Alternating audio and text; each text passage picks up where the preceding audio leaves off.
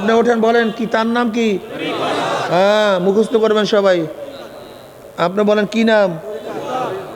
আপনি এই মনে মাছ দিয়ে রাখছো, কি নাম বলো? তুমি মাস্ক দিয়ে তো অন্যদিকে খেয়াল করছো, বয়ানের দিকে খেয়াল করো না। তুমি পারবা কিভাবে? যেরকম উদাহরণস্বরূপ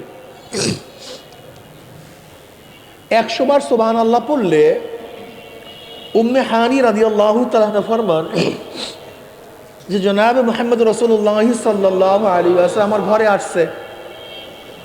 আমি বললাম, ইয়া নবী আল্লাহ, সারা রাত্র ইবাদত করার আমার শক্তি আর বাকি নেই। আপনি আমাকে এমন কিছু আমলের কথা বলে দেন যেগুলি আমল করার ভিত্তিতে আমি সহজে আল্লাহর নৈকট্য লাভ করতে পারি, জান্নাত পেতে পারি। নবী বললেন, উম্মে হানি, তুই প্রতিদিন 100 বার সুবহানাল্লাহ পড়ো। কতবার? তোমার লাভ কি? ইসমাইল আলাইহিসসালাতু ওয়াস সালাম বংশের 100 গোলাম আজাদ করলে যেই পরিমাণের সওয়াব, 100 বার সুবহানাল্লাহ পড়লে সেই পরিমাণের সওয়াব হয়ে যাবে। এরপরে কিন্তু সুবহানাল্লাহ সবাই পড়ে নেই।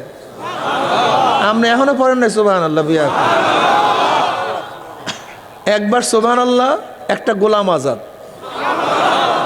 একবার সুবহানাল্লাহ, এক গোলাম আজাদ। উম্মে হানি, তুমি 100 বার আলহামদুলিল্লাহ পড়ো, লাভটা কি?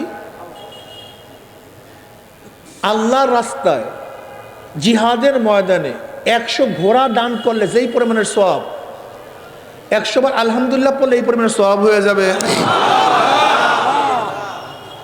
উম্মে হানি, তুমি 100 বার আল্লাহু আকবার পড়ো। কতবার? আল্লাহর রাস্তায় 100 উট জবেহ করলে যেই পরিমাণের সওয়াব, এই পরিমাণের সওয়াব হয়ে যাবে।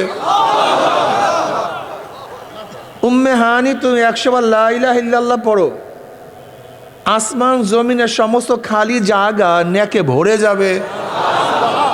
এই হাদিস উলামায়ে কেরাম জানে, তোলাবারাও জানে। কিন্তু আজকে যদি প্রশ্ন করি, 100 বার সুবহানাল্লাহ, 100 বার আলহামদুলিল্লাহ, 100 বার আল্লাহু আকবার, 100 বার লা ইলাহা ইল্লাল্লাহ, তার চেয়ে বেশি জিকির কে কে করছেন? দেখবেন অনেক ওলামায়ে কেরাম হাত তুলতে পারবে না। তোলাবারা কথা বলে না কেন? অনেক তোলাবারা, কিন্তু যারা তরিকতের লাইনে আছে, যারা তরিকতের লাইনে আছে, কোন পীরের মুরিদ হয়েছে, হক্কানি পীরের, তারা দেখবেন হাত তুলতে পারবে। কথাটা বুঝাতে পারিনি। সে শরিয়ত জানে, কিন্তু আমল করতে পারে নাই কেন? তরিকতের লাইনে নাই। ইশার নামাজ, আওয়াবিন নামাজ জানে না, এরকম কোন আলেম আছে? এরকম তোলাবা আছে? যদি প্রশ্ন করি ইশার নামাজ বা আওয়াবিন নামাজ পড়ছেন কি না, দেখবেন অনেকেই হাত তুলতে। কারণটা কি?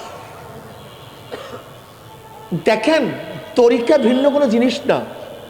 তরিকা হলো যা জানছি, জানতাম, তার উপরে যেন আমল সহজ হয়ে যায়, এর জন্যই তরিকা। দেখেন, রশিদ আহমদ গঙ্গুই রহমতুল্লাহ ফকিউন নফস, হাফিজুল হাদিস, 60,000 হাদিস মুখস্থ ছিল। রশিদ আহমদ গঙ্গুই রহমতুল্লাহ আলাইহি ফকিউন নফস। সিয়াসতটা সমস্ত হাদিসের কিতাবগুলি তিনি একাই পড়াতেন।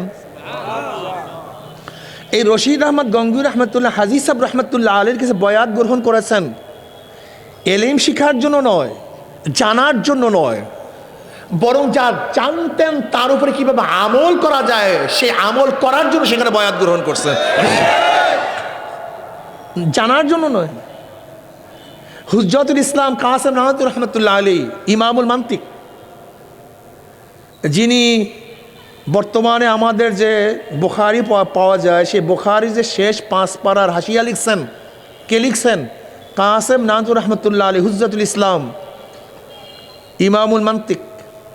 রশিদ আহমদ গঙ্গুই রহমতুল্লাহ হাম সাবক, তিনিও হাজি সাহেব রহমতুল্লাহ আলাইহির কাছে বয়াত গ্রহণ করেছেন এলেম শিখার জন্য নয়, বরং যেই এলেম শিখছেন তার উপর আমল করার জন্য। হাকিমুল উম্মাত আশরাফ আলী থানভী রহমতুল্লাহ আলাইহি, আল্লাহ পাক তাকে এত এলেম, এত মেধা, এত প্রজ্ঞা দান করছেন। আমার বিশ্বাস এই আশরাফ আলী থানভী রহমতুল্লাহ আলাইহি যদি কিয়ামত পর্যন্ত হায়াত পাইতেন, আর যদি কিয়ামত পর্যন্ত লিখতে থাকতেন, কলমের কালি বারবার ফুরাইয়া যাইতে, কিন্তু তার এলেম ফুরাইতো না। এত জ্ঞান আল্লাহ পাক তাকে দান করছেন। এই হাকিমুল উম্মাত আশরাফ আলী থানভী রহমতুল্লাহ আলী, হাজী সাহেব রহমতুল্লাহ আলী কাছে বয়াত হয়েছেন জানার জন্য? কিসের জন্য? ওই যা জানতেন তার উপরে, এর নাম তরিকা। অথচ আমাদের দেশের বিয়া খুব জাহেল গুলি তরিকা মানি নামাজ না পড়া, তরিকা মানি রোজা না রাখা, তরিকা মানি পর্দা না করা। বিয়া খুব কোথাকার। তুমি তরিকা শব্দের অর্থই জানো না, তরিকাও জানো না।